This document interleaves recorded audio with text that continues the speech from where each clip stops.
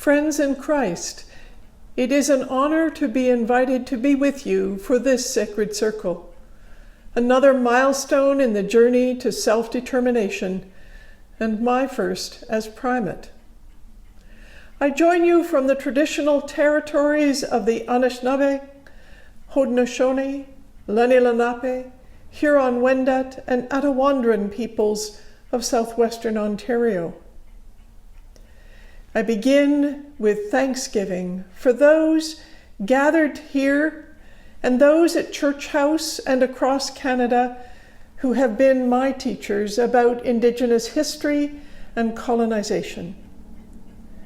I remember my first parish after an urban curacy near Georgina Island, and the Indigenous parishioner in his late 70s who shared his tears when he reclaimed his status and began to learn the language of his people. The first window for me to the history of colonization I had not seen. I recall the Sacred Circle 2005 in Pinawa, where I listened and learned as a staff person invited to take notes for the discernment of the National Indigenous Bishop, moved deeply by the consensus moment and the eagles flying over the tent as it concluded with joy. I thank especially for recent learning Archbishop Mark MacDonald, Melanie Delva, Canon Ginny Doctor, the Reverend Rosalind Elm, and the Indigenous communities of the Diocese of Huron. Each has opened my eyes to see Canadian history in new ways and the ravages of colonialism on the dignity and rights of Indigenous peoples. This is a journey that will never be over as I look inward at my own attitudes and expectations and listen with an open heart and mind to others and seek to be willing to change both myself and the systems at work in our church and our world that continue to oppress. I ask for your continuing honesty with me when I get it wrong. Selfishly, I want to ask for patience, but you have been patient far too long. I pray that you will have strength and courage to keep raising your voice in the church and in the world for justice. The past 18 months have been hard. Just as the hopeful work on the new covenant and way of life was developing, COVID-19 hit us all. Lockdowns, fear of illness, deaths, communities separated. The whole church faced the challenges of how to worship when our buildings are closed. We discovered a resilience we did not know we had as we found new ways to gather online, especially including the wonderful gospel jamborees. Not only did they bring together Indigenous Anglicans, but they were open to anyone wanting to share and were broadcast into communities in ways not tried before. Creativity and many blessings emerged, even as we also discovered the deeper inequities where internet access was unstable or non-existent.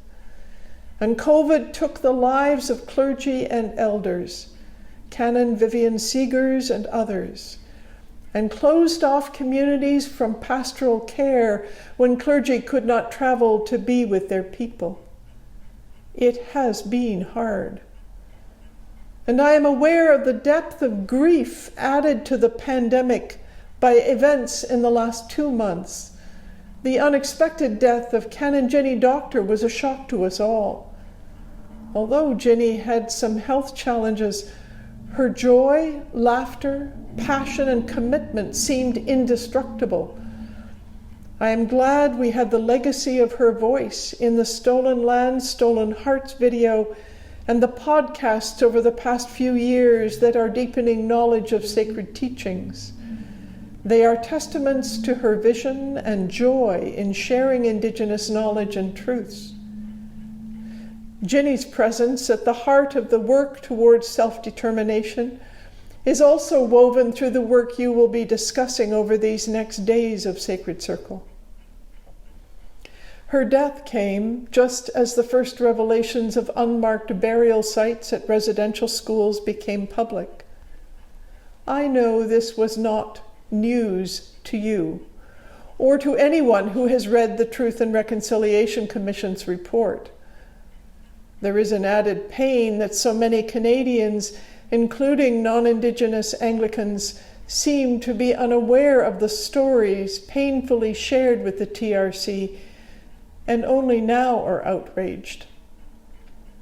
The lack of dignity and respect for the lives of children at the schools in leaving their burial sites unmarked, unrecorded, and forgotten is a stain on the history of Canada and of the churches that must be addressed.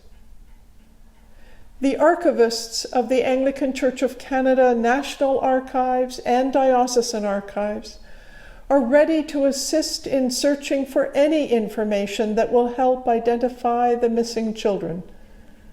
Laurel Parsons, our National Archivist, is working with a committee of Indigenous leaders to determine how best to approach that work. We also join with you in advocacy with the government for sufficient funds and resources to do ground searches. We stand as siblings under God in grief for the children and for the neglect of these sites, and in shame for the blindness of our ancestors in faith who did not respect the inherent human dignity of the children, even and especially as they were baptized family in God's church. Thank you for your witness to the gospel of Jesus Christ in the midst of so much suffering perpetrated by the very people who said they too follow Jesus. I know that your faithfulness is costly, as family and community members cannot understand such loyalty to the very institution that caused harm. I know that your loyalty, however, is not to the institution. It is to the love of the Creator expressed through Jesus Christ. And equally, you challenge the institution to be faithful to its calling by showing the whole church where it has failed to live into the gospel. I look forward to the church we will become together as siblings under the Creator, called to love God and one another with a love that brings life in all its fullness to all. And now I look forward to listening to the dream and vision for the self-determining Indigenous church expressed in the covenant and the way of life. I am sure that your journey will change the whole church. Thanks be to God. Miigwech, Yahweh.